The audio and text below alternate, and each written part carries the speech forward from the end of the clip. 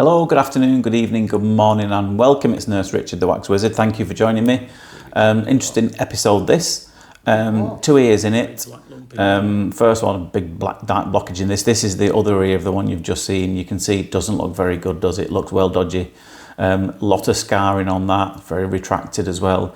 Now this chap has had a long history of recurrent infections, perforations, all sorts, and still relatively young as well. So I have referred this gentleman onwards to ENT to maybe get that investigated. It's not often that they do surgery when there's that extensive scarring on the eardrum, but maybe if it comes with some associated symptoms like hearing loss, which he certainly had. He was shouting quite a lot. Hello to you if you're watching. I know his partner, we're quite enjoying watching this on the big screen. Him, maybe not so much, but I know she watches the video, so hello to you if you're watching. Keep me posted on the referral and what they get up to. So they may well decide to do something about that. Obviously, it was quite retracted as well, as you saw, and especially in the top portion of the eardrum. And as you know, you can get problems in there, in those pockets there. You'll see a clear image of this one after I've removed this, which was a bit of a battle to get the first bit out, and then a bit of delicate peeling and little dark specks left all over the place. So we'll do that with the fine tube after this. Now this is the full-size tube, which was certainly needed to get this big blob out. So what I'm trying to do there is just navigate it around the bend, 2 bends in the ear, as you'll know. So you try to pull it forward, kind of to the right-hand side as you're looking at it, and then what I'm trying to do is pull it to the left-hand side to try and work it around that bend. And I'm using the endoscope to prop the ear open as well. Very dark, isn't it? It's very, very black. It's like a lump of coal, as my granddad or grandma would have said.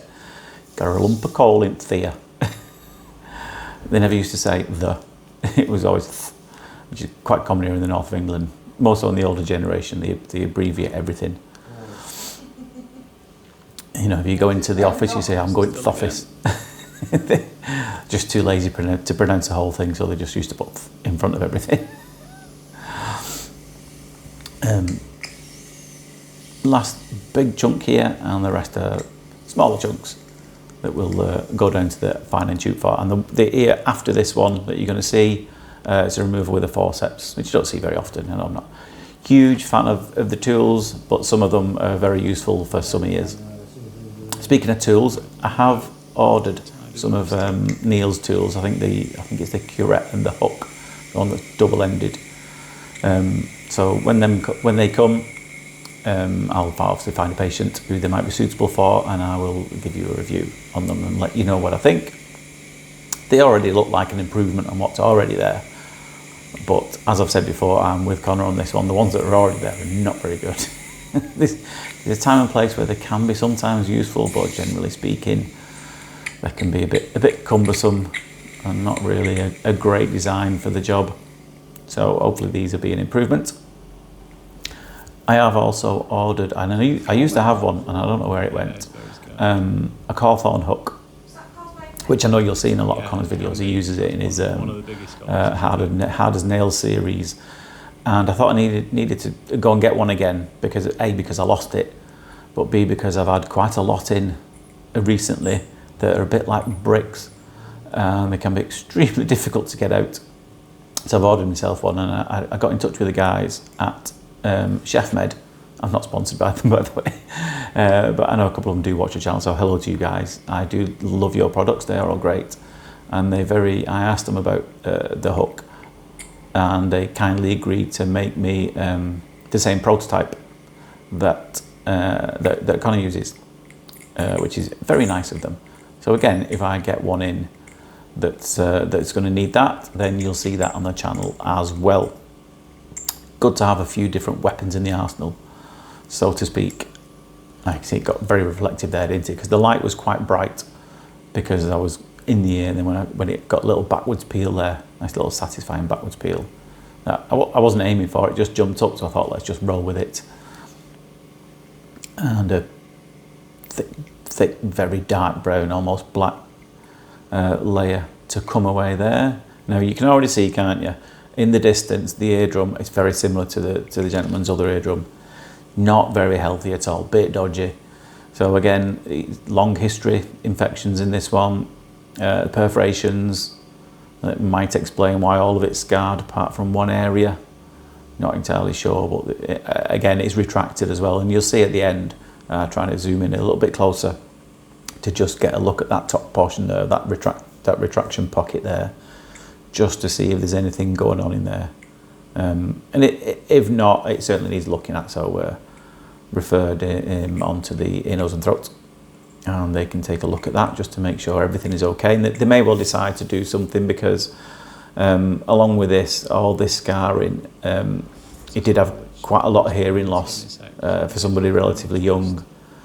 He was shouting a lot. It might just be a loud individual, I don't know. Tell me in the comments down below, his partner, if you're watching, is he just that loud all the time? Oh, I suspect it's more to do with his hearing. Now, this one was a lady who came to see me, and the symptoms, her hearing was not bad, but she certainly felt a sensation of having something in there. It was a bit muffled and a bit itchy as well. I don't think she'd put any oil in either, so it was drier than I thought it was this, and that's why it didn't come away too freely with the standard size suction tube there.